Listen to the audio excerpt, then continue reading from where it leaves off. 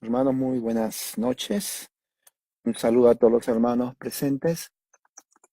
Ah, Tengo las 7 de la noche con 11 minutos aquí en el sur de California. Hace mucho frío, está lloviendo y está nevando aquí en las montañas de San Bernardino.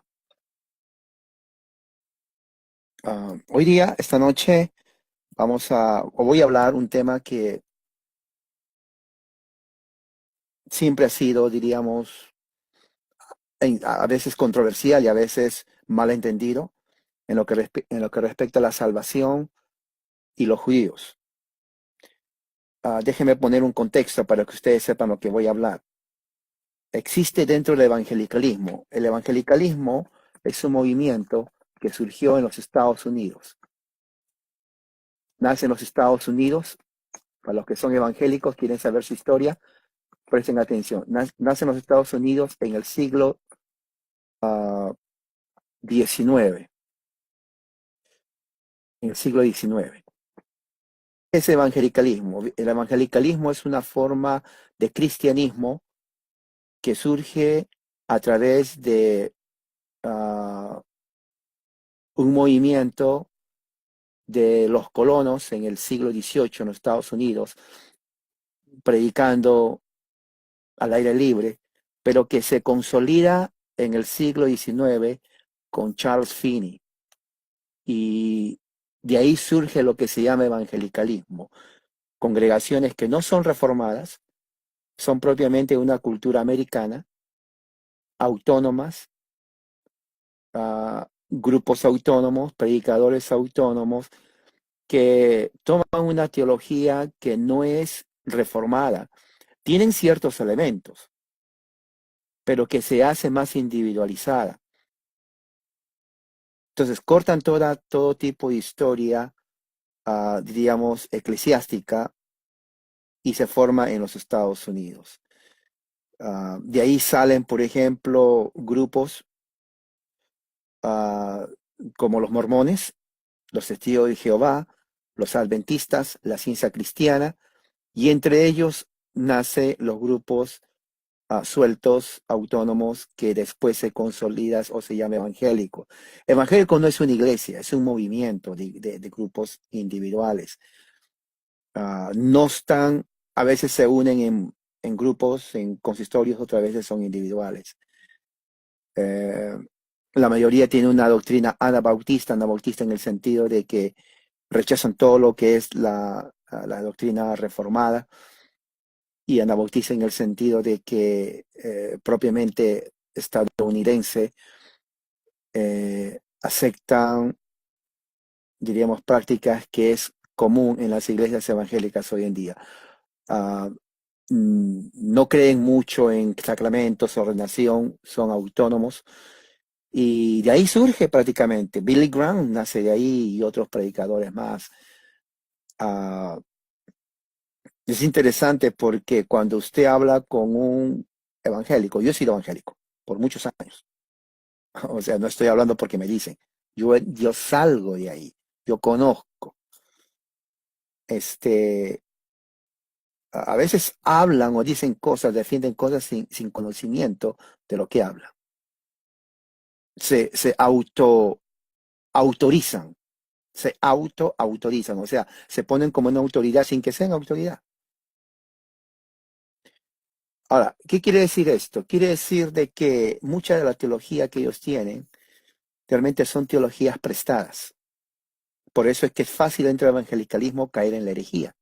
Por ejemplo, Cash Luna, uh, Maldonado y otros predicadores más pentecostales. ¿Ves? ¿Por qué? Porque no hay un cuerpo en realidad. Tienen un cuerpo de doctrina, pero al mismo tiempo no es. Porque depende del predicador. Recuerde, son iglesias individuales. Si yo formo una iglesia evangélica ahorita, yo puedo decir, bueno, vamos a creer esto, y voy dando ideas. Esto. Y si después de unos años creo que no es, lo cambio, porque no le doy cuenta a nadie. Y si en mi congregación a alguien no le gusta mi corbata o lo que digo, se va a la iglesia que está al frente de la esquina, o otra evangélica, y se queda ahí. Y si no le gusta, va cambiando la iglesia. Van cambiando. Porque así es. Y si por último la iglesia no sale bien, fracasa, cierran la iglesia, cambian de nombre y otra vez lo abren por allá. Y eso es así, eso es en todo Latinoamérica. Hay iglesias grandes, iglesias pequeñas, o se dividen, ¿no? Se dividen porque hay peleas entre el consistorio, los pastores, los diáconos, se dividen, a veces son divisiones feas, se insultan, se pelean y se forma otra iglesia y se va a la mitad por allá. Entonces, eso es la dinámica del evangelicalismo. Y se critican entre ellos y se critican a otros. Y el punto es que uno de los puntos que une, tal vez hay puntos que los une, doctrinas, es la idea de Israel. ¿Qué es Israel? Entonces ellos creen que Israel es el pueblo elegido de Dios, ¿no? Entonces en sus cultos ellos ponen, diríamos, bandera de Israel, o lo que llaman Israel, la estrella, candelabros. Muchos van al extremo de danzar, las mujeres le ponen algo en la cabeza, danzan, y creen que eso es. Pero en su doctrina ellos dicen de que en algunos casos inclusive, no todos, aquí hay una división, pero en algunos dicen que no hay que predicar a los judíos porque los judíos es pueblo especial de Dios. Y eso creen muchos, ¿ok? Eso creen muchos. Ahora, no solamente es la creencia de algunos. Hay pastores aquí en los Estados Unidos que creen eso. Uno de ellos es John Hagee, bien famoso, es un pastor ah, en los Estados Unidos. Y él ha escrito muchos libros. Y entre esos libros que él ha escrito, hay uno que dice en defensa de Israel. Y él dice realmente que no hay que predicar a los judíos porque los judíos son el pueblo de Dios. Y dice que los judíos no son los culpables porque de rechazar a Jesús, porque Jesús nunca dijo que era el Mesías. Eso es herejía. ¿Ok? Eso es herejía. Hay que tener mucho cuidado. Entonces, John Hagee ya ha sido, diríamos, expuesto por muchos otros líderes en donde dicen que él ya no está predicando esa doctrina. Él ha hecho muchas declaraciones, inclusive, y muchos creen de que él ya se ha convertido en el judaísmo. Y ya no es un predicador cristiano, netamente, sino es un judaizante escondido. ¿Me entiende? Y que en cualquier momento no sea raro que él diga, bueno, ya no soy cristiano, soy rabino judaico. El problema está en que este predicador bien famoso predica en la televisión todos los domingos, lo ven millones de personas, compran sus libros. Entonces, él está creando un cristianismo judaizante, en donde tal vez no es ni cristianismo, es evangelicalismo judaizante. Entonces los evangélicos que le siguen a él porque le ven como una autoridad, creen en sus teorías, en su doctrina. Y ellos llegan a la conclusión entonces de que realmente no hay que predicar a los judíos y que los judíos es el pueblo especial de Dios, más que el cristianismo, que Jesús no vino a ser cristianismo y que Jesús, bueno, pues no era el Mesías para ellos, ¿cómo se les va a culpar a ellos si Jesús nunca dijo que era el Mesías? Entonces, él saca una serie de teorías que van en contra de lo que dice la palabra de Dios. Y eso va en contra de lo que inclusive enseñó Jesús y los apóstoles, especialmente Pablo en su libro, en la carta de los Hechos, cuando Lucas escribe los Hechos, ahí vemos toda la narración, lea Lucas, toda la narración desde el principio hasta el fin, cómo los judaizantes, los judíos, atacaron a Pablo por el mensaje cristiano y también a otros cristianos por el mensaje en donde enfatizaban a Jesucristo como el cumplimiento de las profecías hebreas. Entonces hay abundante evidencia en el Nuevo Testamento, abundante evidencia en el Nuevo Testamento como para decir realmente esto, los judíos son culpables y que contradice totalmente a la teoría de John Hagee. John Hagee es, a mi entender, y muchos lo creen así, es un ya judaizante, es un rabino judaizante de la Cabala. Y la Cabala viene a ser una doctrina judaica, diríamos, en donde hay a mucha hechicería, donde creen en los números, la gematría. Entonces, eso es peligroso, eso ya no es cristianismo, eso ni siquiera es hebraísmo, tanto en el Antiguo Testamento, eso ya es el Talmud. Porque recuerde, los judíos actuales, los judíos ortodoxos que creen en el Talmud, ellos también rechazan mucho del Antiguo Testamento. Ellos creen más en la tabla oral de Moisés, no en lo escrito.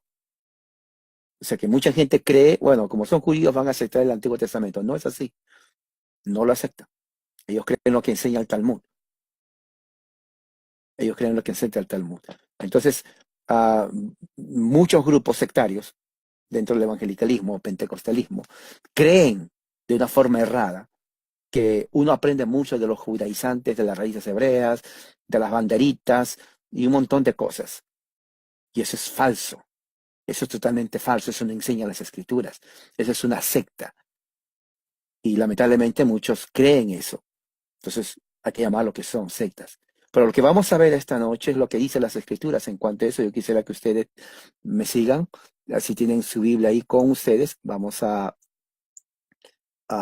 leer. Yo voy a poner unos textos y de esa forma vamos a entonces a, a estudiar y tener una idea mejor, correcta en lo que refiere a esto, a este tema. ¿Ok? Esto tiene que ver con algo demoníaco. Satanás ha conseguido engañar a millones de cristianos evangélicos, ¿no? Tanto evangélicos como pentecostales, ah, a una mentira en lo que los creen más que todo la doctrina judío anticristiana, ¿no? Que Israel es el pueblo escogido de Dios.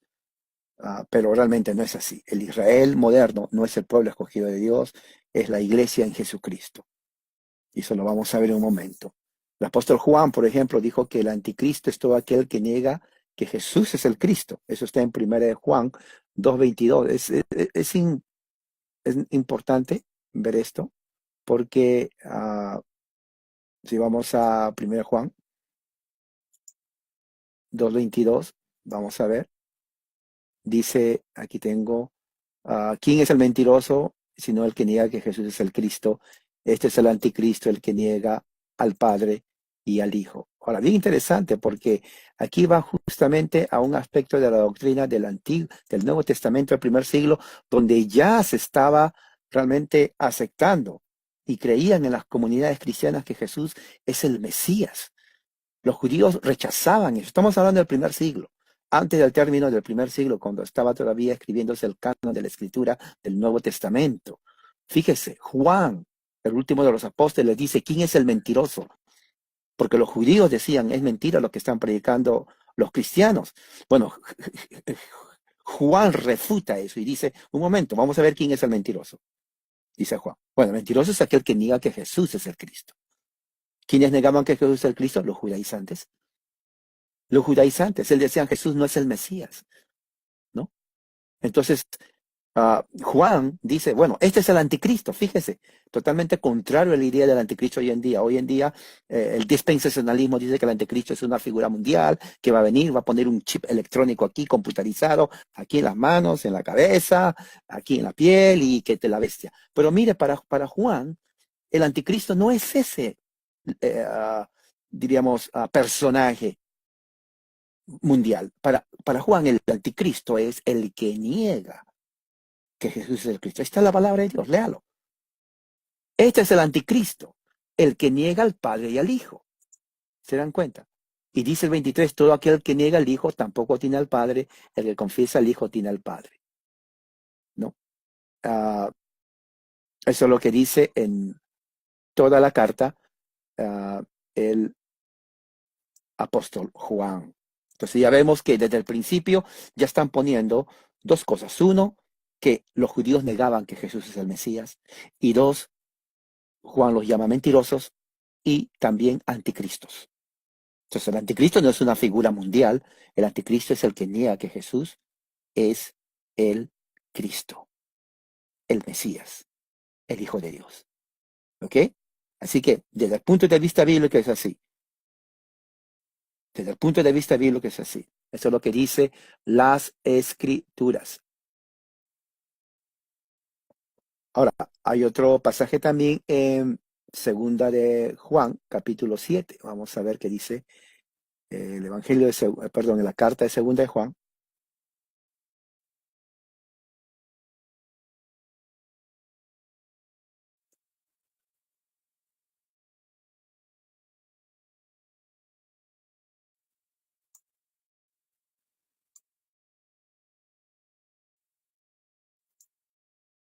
Dice, porque muchos engañadores han salido por el mundo que no confiesan que Jesucristo ha venido en carne. Mire, Quien esto hace es el engañador y el anticristo. Ahí está. Dice, muchos engañadores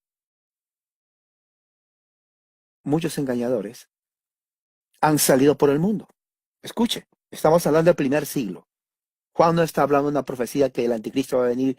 Esa idea es una idea actualmente, hay que decir la verdad, no bíblica. Si usted cree todavía eso porque vio la película de Hollywood, Left Behind, o Dejados Atrás, o leyó los libros de dispensacionalistas, créame decirle que Juan no creyó eso. Los apóstoles nunca enseñaron eso.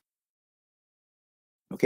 Eso hay que dejarlo en claro. Juan dice aquí, muchos, cantidad, engañadores, plural, salieron por el mundo. ¿Cuál mundo?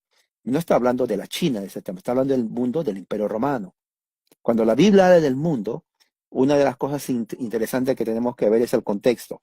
El contexto es el Imperio Romano, el mundo del Imperio Romano. No está hablando, él no tiene en mente China de ese tiempo o América del Sur en ese tiempo, no. Está hablando del Imperio Romano. Cuando dice el mundo es eso. Dice, esta gente que sale en el mundo del Imperio Romano no confiesan, uno, que Jesucristo ha venido en carne. Fíjese, ellos no confiesan, ellos niegan que Jesús vino en carne. En ese aspecto, entonces hay que ver también, ya no judaizantes necesariamente, pero también los gnósticos. O sea, pensaban que Jesús solamente era una figura espiritual, ¿no? Ahora, pero bien interesante lo que dice después. Dice, quien esto hace, el quién es el pronombre, quien esto hace, está hablando de las personas que hacen esto. ¿Quiénes son? Es el engañador. ¿Y quién más?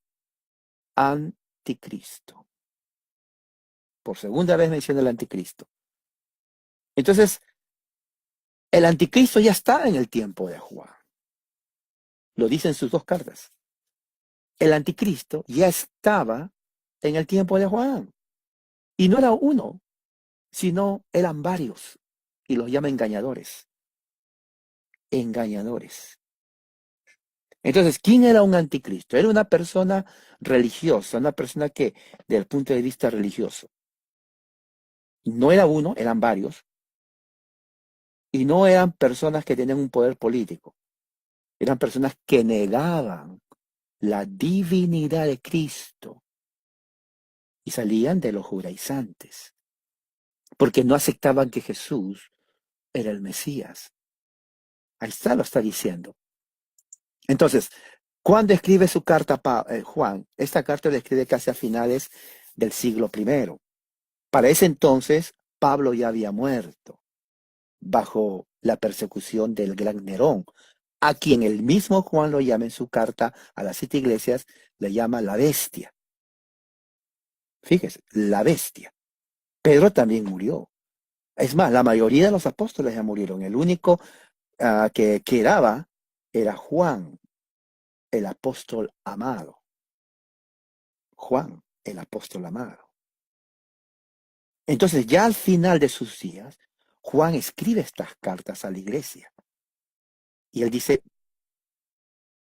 ya estamos en este siglo y muchos han salido falsos, judaizantes, enseñando que Jesús no es el Mesías. Esos son los anticristos, que niegan que Jesús vino y niegan al Padre y al Hijo. Doctrina cristiana. Vemos también que esto ya la doctrina, antes del primer siglo, entonces ya estaba fundamentada la doctrina de la divinidad de Jesús. Algo que los herejes unicitarios o unitarios y también de los testigos de Jehová niegan. Entonces usted tiene que entender esto. Estamos hablando primer siglo, mentalidad hebrea. El anticristo para Juan eran los que negaban a Jesús. Biblia, hermano. Biblia, abra la Biblia. Usted debe conocer las escrituras. ¿Me entiende?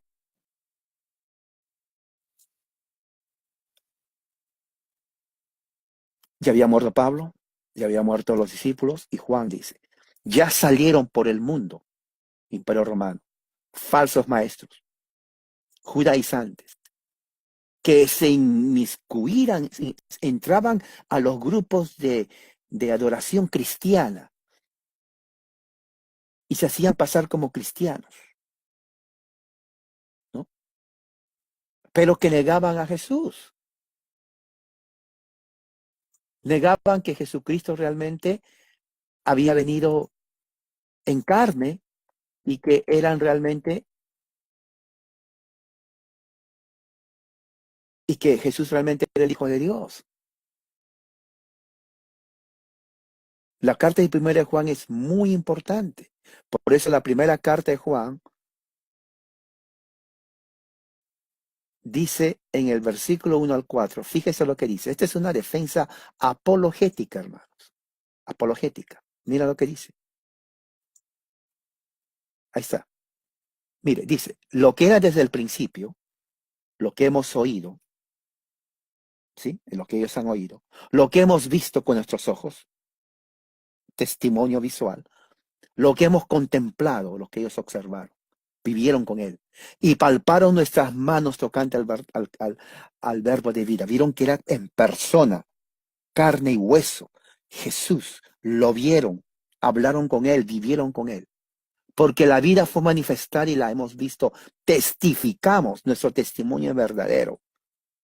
Ahí anunciamos la vida eterna, la cual estaba con el Padre y se manifestó. Fíjese cómo relaciona el verbo con el Padre. Y esa verdad se manifiesta en Cristo. Lo que hemos visto y oído, eso os anunciamos. ¿Para qué? Para que también ustedes tengan comunión con nosotros. O sea, los verdaderos cristianos, está hablando primer siglo, iglesia, tiene que haber una fe común entre los cristianos. Tiene una fe común, está diciendo. Nuestra comunión es con el Padre y con su Hijo Jesucristo. Es imposible, hermano. Es imposible tener comunión con el Padre y no tener comunión con Jesús. Esto refuta la herejía de John Hagee. Muchos evangélicos ya no son evangélicos, son judaizantes, sin saberlo. Son judaizantes, sin saberlo. Otros saben, otros no. No se puede tener comunión con el Padre aparte de su Hijo Jesucristo. Es lo que están diciendo los apóstoles. Ese es el primer siglo, hermano. Primer siglo. La doctrina ya está establecida. Estas cosas os escribimos para que vuestro gozo sea cumplido. Entonces, ese es el contexto. ¿Me entiendes? Ese es el contexto. Ahora, ¿por qué es importante esto? Porque Juan está refutando las herejías de los judaizantes en cuanto a Jesús y en cuanto a la reunión cristiana. Ahora, ¿esto en qué se basa? Juan no está inventando. Si nos vamos, por ejemplo, al libro, a Juan, a su Evangelio, 8:44. Mira, vamos a Juan 8:44 y veamos. Juan 8:44. Fíjese, dice, vosotros sois de vuestro padre el diablo, y los deseos de vuestro padre queréis hacer. Fíjese, vamos a ponerlo aquí para que ustedes también lo vean. Vosotros sois de vuestro padre el diablo. ¿Está hablando a quién? Dice en el versículo 30. Es más, va hasta el versículo 1. Dice, y Jesús fue al monte de los olivos, y por la mañana volvió al templo, y todo el pueblo vino a él, y sentado él les enseñaba. 3. Entonces los escribas y fariseos le trajeron una mujer sorprendida en adulterio. Entonces los escribas y fariseos. Ahora, los fariseos, versículo 11, otra vez. Tú das testimonio acerca de ti mismo, tu testimonio no es verdadero. Fíjese, estas serpientes de fariseos, serpientes, hombres totalmente, diríamos, llenos de conocimiento del Talmud, llenos de conocimiento de la ley oral tradicional que se convierte en el Talmud, en el Kabbalah, que sigue este Hagi. Le dice, bueno, tú hablas de ti mismo, tu testimonio no es verdadero. Qué insolentes, malcriados los judíos, ¿no? No respetan para nada. Entonces Jesús le responde, ¿no? Entonces, versículo 19, 18, Jesús le dice, yo soy el que doy testimonio de mí mismo, y el Padre que me envió da testimonio de mí. Golpe. Porque el judío es monoteísta, dice, ¿cómo que el padre va a tener un hijo? Yahvé no tiene hijo, ¿no? Así dicen, Yahvé no tiene hijo, solamente es uno. Bueno, Jesús le está diciendo, mi padre da testimonio de mí. Ellos le dijeron, ¿dónde está tu padre? 19. Respondió, le dice, ni a mí me conocéis, ni a mi padre. Si a mí me conocieres, también a mi padre conoceréis. Ahora, ¿ustedes creen que los judíos estaban contentos con esa respuesta de Jesús? Honestamente, no, los judíos estaban enojadísimos con Jesús. Dicen, ¿y este qué se cree? ¿Cómo que no conocemos quién es él si su padre es José, el carpintero? Lo conocemos a él de pequeño, conocemos a su madre. ¿Cómo que no conocemos? Lo conocemos a él y a su padre. Claro, Jesús no está hablando de eso, obviamente, ¿no? ¿Qué es lo que dice? Otra vez les dijo Jesús, yo me voy y me buscaréis, pero en vuestro pecado moriréis, a donde yo voy, vosotros no podéis venir. Ahora, interesante, porque todo judío que se creía descendiente de Abraham pensaba que era la nación escogida, no eran pecadores como los gentiles. Entonces Jesús le está diciendo, moriréis en vuestros pecados. ¿Cómo se atreve Jesús a decir a la nación santa de Israel que van a morir en sus pecados?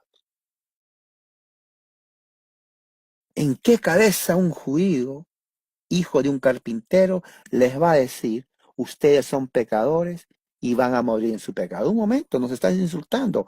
Somos de nuestro padre Abraham, linaje escogido.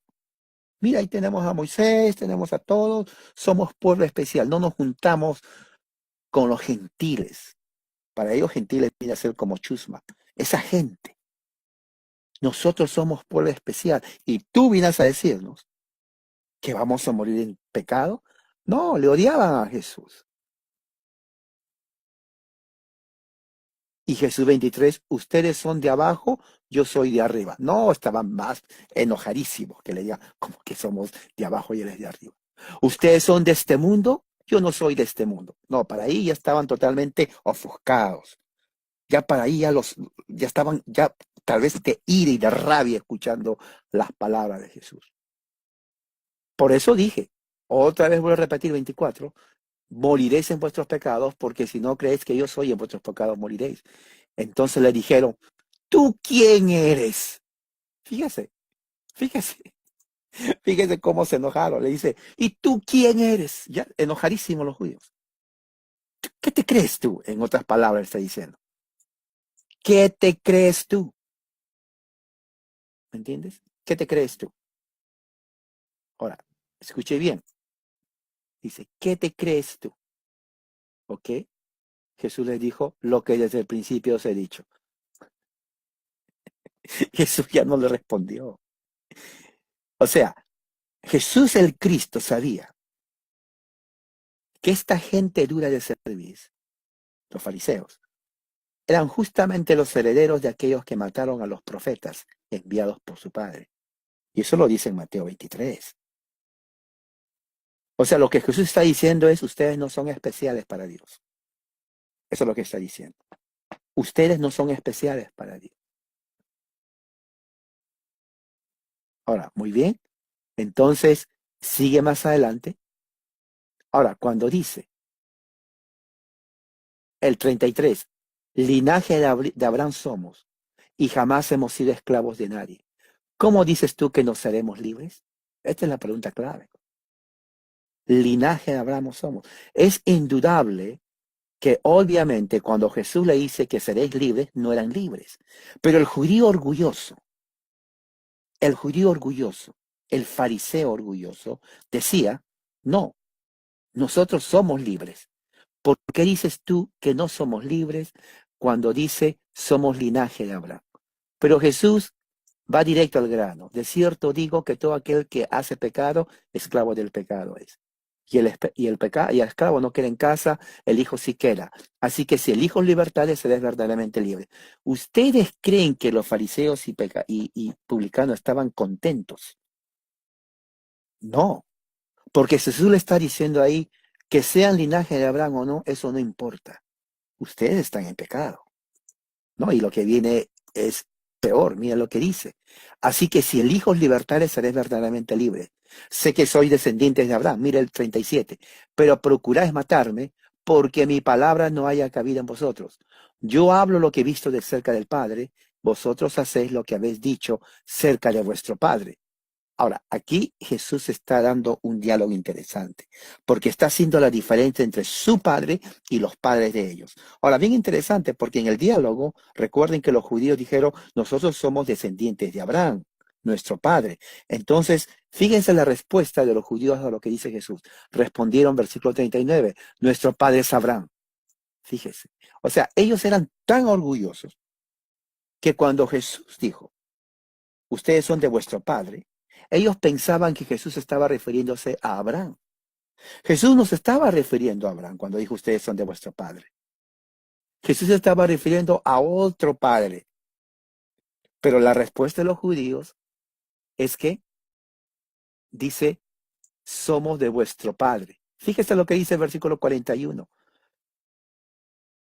Dice, Jesús le dijo, si fueres de Abraham, hijos de Abraham, las obras de Abraham harías. Ahora, esto es tremendo. Porque Jesús le está refutando a ellos. Le dice un momento, ¿ustedes son hijos de Abraham? Sí, somos hijos de Abraham. Bueno, si ustedes fueran la condicional, harían las obras de Abraham. Por implicatura está diciendo que ellos no hacen las obras de Abraham, por lo tanto no son hijos de Abraham. Fíjese lo que está hablando Jesús. Este diálogo es importantísimo. ¿Qué más? Mira lo que sigue. Dice, vosotros hacéis las obras de vuestro Padre. No, versículo 40 dice, pero ahora procuráis matarme a mí, hombre que os ha hablado la verdad, la cual he oído de Dios, no hizo esto Abraham. Fíjese, o sea, Jesús está otra vez refutando a los judíos bajo el argumento de que si Abraham era el padre de ellos o no. Jesús está demostrando de una forma lógica de que realmente ellos no son hijos de Abraham. Ahora, bien interesante esto, porque estamos hablando de Jesús. Jesús no es un mentiroso. Jesús no es un mentiroso. Porque hasta ahorita los judíos ortodoxos están hablando, escuche bien, que ellos descienden de Abraham. Jesús aquí en el primer siglo está diciendo a los judíos de su tiempo, a los maestros de la ley, cuando digo ustedes son de vuestro padre, no me estoy refiriendo a Abraham. Y aquí viene la cosa que esto sí les va a enojar hasta lo sumo. Dice, vosotros hacéis la obra de vuestro padre. Hasta ese entonces, el judío decía, Abraham. Entonces le dijeron, no, nosotros no hemos nacido de fornicación, un padre tenemos que es Dios. Entonces ya van más allá. O sea, se dan cuenta que primero dice, somos descendientes de Abraham, vuestro padre es Abraham. Luego cuando Jesús le dice lo que dice en esa parte, ellos se aseguran y dicen, un momento, somos hijos de Dios. Fíjese cómo cambian su respuesta. Porque ellos están ya entendiendo lo que Jesús está diciendo. Ellos ya están entendiendo lo que Jesús está hablando. Y fíjese lo que dice el versículo 42. Jesús le dijo, si vuestro padre fuese Dios, mire cómo cambia. ¿Se acuerdan que primero dijo, si vuestro padre fuese Abraham, las obras de Abraham harían? Ahora, como ellos dicen que son hijos de Dios, dice Jesús, si vuestro padre fuese Dios, ciertamente me amarías. Ok, aquí hay algo mucho más superlativo. Esto se llama la comparación superlativa. ¿Qué quiere decir superlativa? En el argumento superlativo, la respuesta va de acuerdo a la refutación. Si alguien te dice, por ejemplo, en el caso de los fariseos, le dijeron somos de Abraham, hijos de Abraham. Jesús le dijo, si fueran hijos de Abraham. Luego, cuando se ven acorralados, dicen un grado más, somos hijos de Dios. Jesús dijo, si fueran hijos de Dios. Superlativo. En el primero, dice, si fueran hijos de Abraham, harían las obras de él. Cuando van hijos de Abraham, cuando dicen hijos de Dios, el superlativo dice, si fueran hijos de Dios, me amaráis. O sea, la condicional va de acuerdo a la refutación del argumento. Jesús está llegando ahí a lo máximo. Les está confrontando a los fariseos. Y fíjese, cuando dice Jesús aquí, me amarías, les está dando duro, les está diciendo, ustedes son hijos de Dios, entonces ¿por qué no me aman? Fíjese el argumento de Jesús. ¿Por qué no me aman? Ahora, ¿qué es lo que dicen los fariseos? Dice ahí, ¿por qué no entendéis mi lenguaje? ¿Por qué no podéis escuchar? Dice, dice en el 42, perdón, porque yo de Dios he salido, número uno, he venido, número dos, pues no he venido de mí mismo, número tres, sino el que me envió. Y luego el 43, ¿por qué no entendéis mi lenguaje? Ese es el punto clave, porque no podéis escuchar mi palabra. Vosotros sois de vuestro padre el diablo, punto. Y los deseos de vuestro padre queréis hacer. Él ha sido homicida desde el principio y no aprendí y no ha permanecido en la verdad, porque no hay verdad de él. Cuando habla mentira, de suyo habla, porque es mentiroso y padre de mentira. ¿Ustedes creen que le está diciendo a quién esto? A los fariseos. Alguien por ahí dijo, la salvación viene de los judíos, pero no se refiere a estos judíos. Hay que tener en cuenta el evangélico o la persona que no entiende escritura, siempre usa eso para decir, oh, pero ahí dice que la salvación viene de los judíos. Pero no está hablando Pablo de eso. Si fuera así, entonces, ¿por qué Jesús les dice a los fariseos, ustedes son de vuestro padre el diablo? La razón es fundamental. Las dos respuestas de Jesús. Uno, si ustedes fueran hijos de Abraham, ¿qué le dice? Entonces, en el versículo más arriba, harían las obras de Abraham. Si ustedes fueran hijos de Dios, entonces me amarían. Pero como no son ni uno del otro, entonces ustedes son hijos del diablo. ¿Por qué? Porque ustedes están haciendo el deseo de vuestro padre, el diablo. No es Abraham, no es Dios, es el diablo. Cuando dice Juan, la salvación viene de los judíos, cuando dice Pablo, no se está refiriendo a los que son hijos del diablo, sino a los que se está refiriendo a los descendientes del linaje de David, que es diferente. Del linaje de David. Tiene que leer entonces Mateo capítulo 1. ¿Por qué? Porque si usted solamente pone, la salvación viene de los judíos, la gente que es ignorante va a decir, ahí están, los judíos son el pueblo escogido de Dios. No se está refiriendo a eso. Tenga mucho cuidado cuando usted pone versículos aislados, porque cada versículo aislado tiene su contexto. Ese es el gran problema en el evangelicalismo, y muchos que nacen en el evangelicalismo hacen ese error. Ponen versículos aislados cuando ese versículo no tiene sentido si no está en su contexto. Tiene mucho cuidado. Tiene que tener mucho, mucho cuidado. Cuando dice la salvación viene de los judíos, viene del linaje de David. Léalo, está en Mateo la genealogía. De eso viene la salvación. ¿Cuál es la salvación? Jesús el Cristo. Él no viene de los hijos de Satanás. Es imposible que Jesús diga la salvación viene de los judíos, hijos de Satanás. Nada que ver con eso. Nada que ver. ¿Qué más dice Jesús? Entonces ahí vemos entonces desde el principio que Jesús está diciendo que los judíos, los que siguen, los fariseos, doctores de la ley y los que le siguen son hijos de Satanás. Hoy en día se llama eso antisemitismo. ¿Cómo es posible que usted diga esto? Jesús odiaba a los judíos. No, Jesús no odiaba a los judíos. Jesús está simplemente diciendo la verdad. Juan 1 dice, a lo suyo vino, judíos, y lo suyo no lo recibieron, lo rechazaron. Fueron los judíos los que condenaron a muerte al Cristo y le entregaron a los romanos. Eso se ve en Mateo 26, 58 al 75. Miren Mateo 26. Abra la Biblia en Mateo 26. Este es un tema muy importante. Abra la Biblia en Mateo 26. En el versículo 58. Es un capítulo largo, dice, los que prendieron a Jesús le llevaron al sumo sacerdote Caifás, donde estaban reunidos los escribas y ancianos. Mas Pedro le seguía de lejos hasta el patio del sumo sacerdote y entrando se sentó con los alguaciles para ver el fin. Y dice ahí, y los principales sacerdotes y ancianos y todo el concilio buscaban falso testimonio contra Jesús para entregar la muerte. No fueron los romanos, no fueron los paganos, no fueron los samaritanos, no fueron los griegos, ni los babilonios, ni los asirios, ni los de Capadocia, ni de los Gálatas, Tesalónica, romanos. Fueron los judíos. Fueron ahí dice exactamente, sacerdotes, ancianos, todo el concilio para entregarle.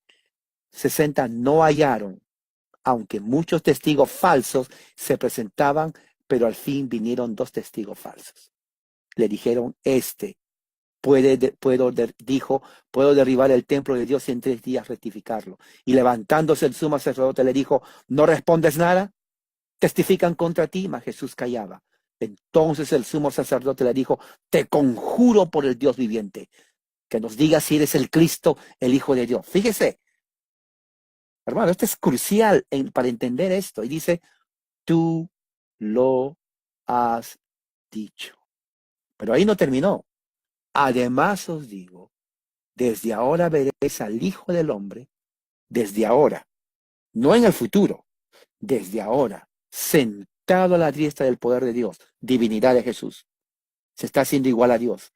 Hermano, escuche, se está haciendo igual a Dios. Sentarse a la diestra de Dios es gloria, gloria de Dios. Dios no comparte su gloria con nadie. Por lo tanto, si Jesús está en la gloria de Dios, Jesús es Dios. ¿Y qué dice ahí? Dice, y viniendo en las nubes del cielo. ¿Y qué dice el 65? Rasgando sus vestiduras, signo de blasfemia, has blasfemado. ¿Qué más necesidad tenemos de testigo? Ahora mismo habéis oído su blasfemia. Es reo de muerte. Lo condenaron. Entonces lo condenaron. Vemos en versículo 26, versículo 58 hasta el 75, todo el proceso, como los judíos condenaron a Jesús. Tengo muchos textos aquí. Vamos a hacer uno más. Juan 5, del 16 al 18. Juan 5, del 16 al 18. El Evangelio de Juan 5, del 16 al 18, dice así. Por esta causa los judíos perseguían a Jesús y procuraban ¿qué? Matarlo. ¿Está? Porque estas cosas hacían en el día de reposo.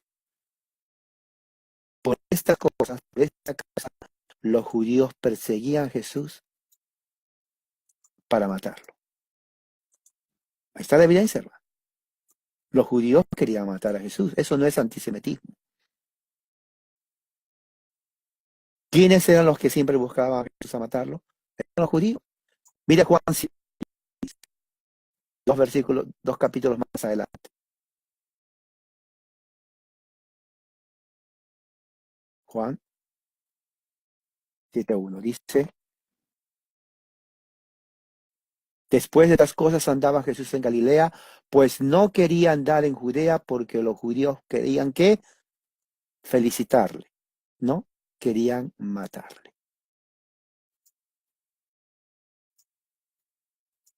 Había un odio increíble, porque este mismo odio luego se pasa a Pablo. Pablo después es perseguido por los judíos porque estaba predicando a Cristo resucitado. ¿Me entiende? O sea, estamos viendo que eso está refutando toda la teología de este John Hagee en cuanto a los judíos. Los judíos tenían por costumbre tomar piedras para arrojárselos a la gente que ellos odiaban. Y esto pasó con Jesús. Miren Juan 10:31.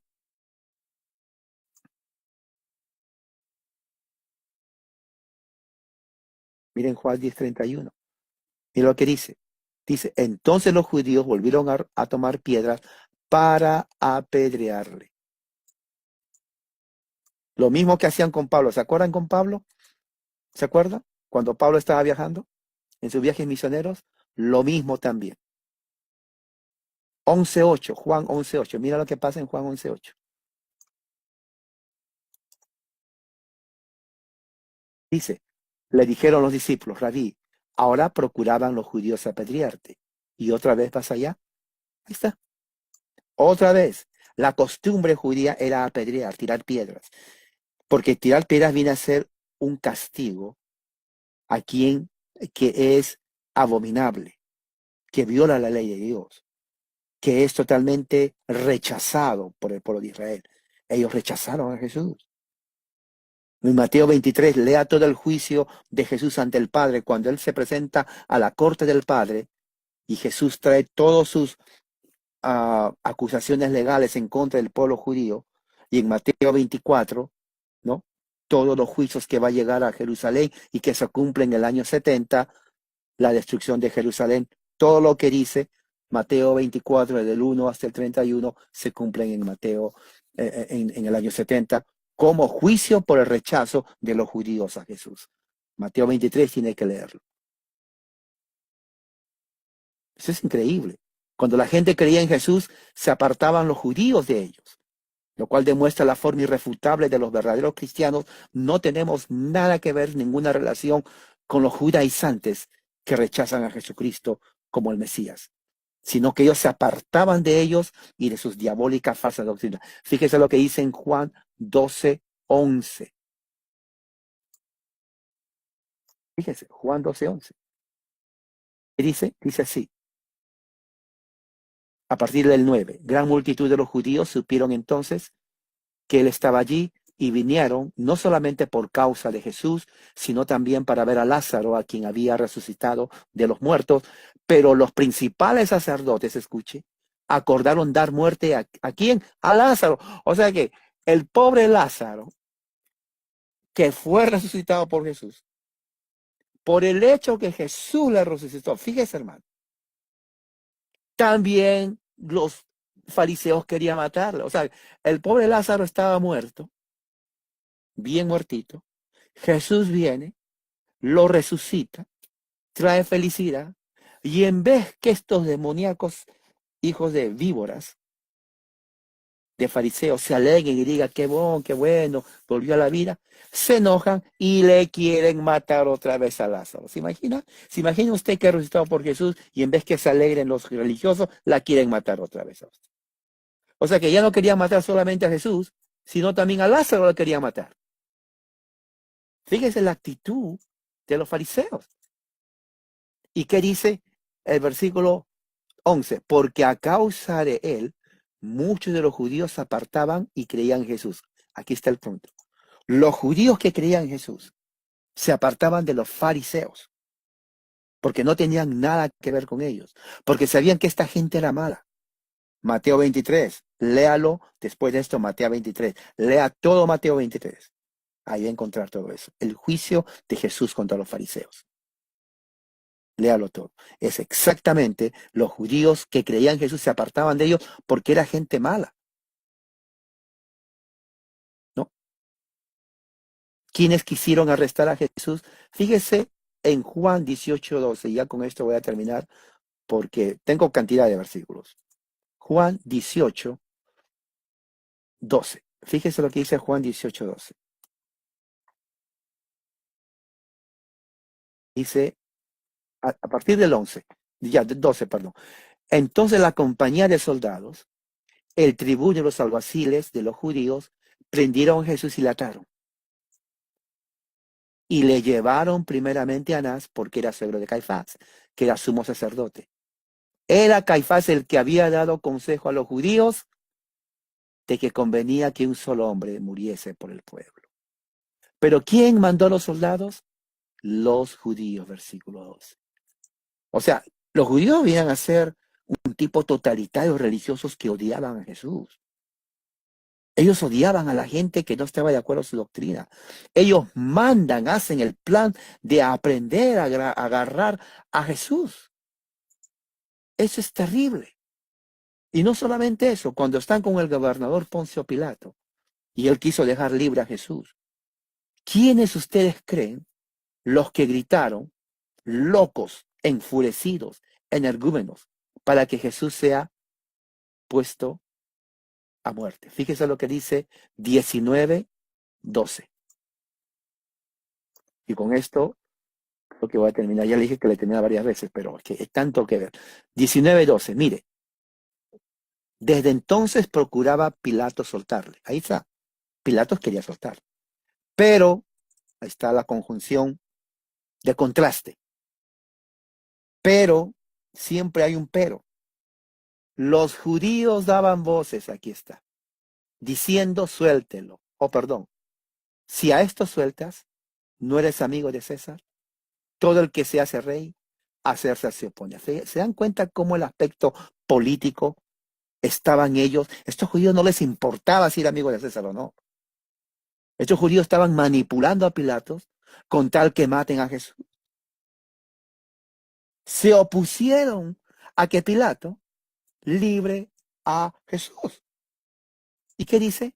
Entonces Pilato, oyendo esto, llevó a Jesús, se sentó en el tribunal, llamado enlosado, en hebreo Gabata.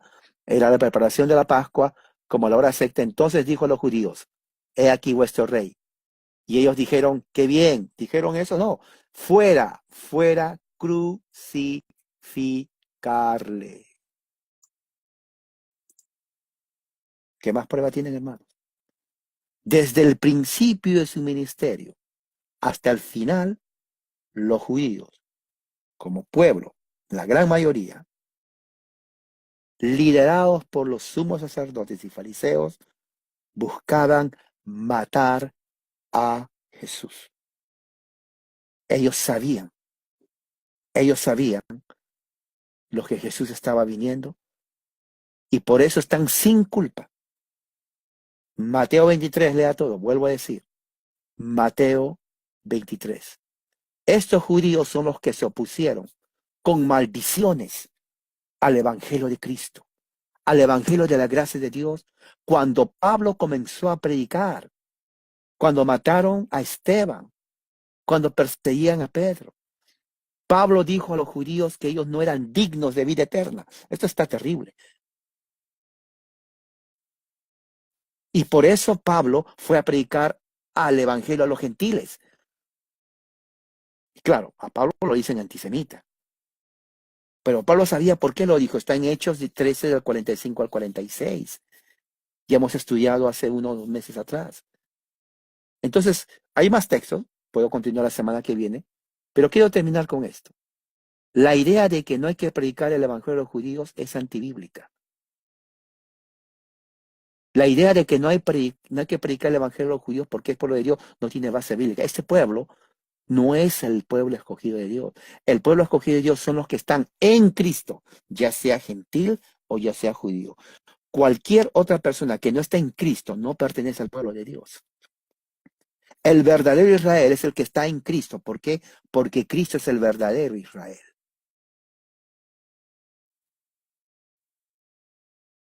Cristo es el verdadero Israel. Y el que está en Cristo pertenece al verdadero Israel, el pueblo de Dios. De manera que tenemos que tener en cuenta, el Evangelio es para todos, y los judíos de la nación de Israel moderna no están exentuados. Al contrario, ellos necesitan conocer al Mesías para perdón de sus pecados y la esperanza, promesa de la vida eterna. Vamos a orar. Padre Celestial, gracias por tu amor y misericordia, y que esta palabra haya quedado en la mente y el corazón de los hermanos. Te pedimos esto en el nombre de nuestro Señor Jesucristo. Amén. Que la gracia y la paz sea con todos ustedes, hermanos. Amén.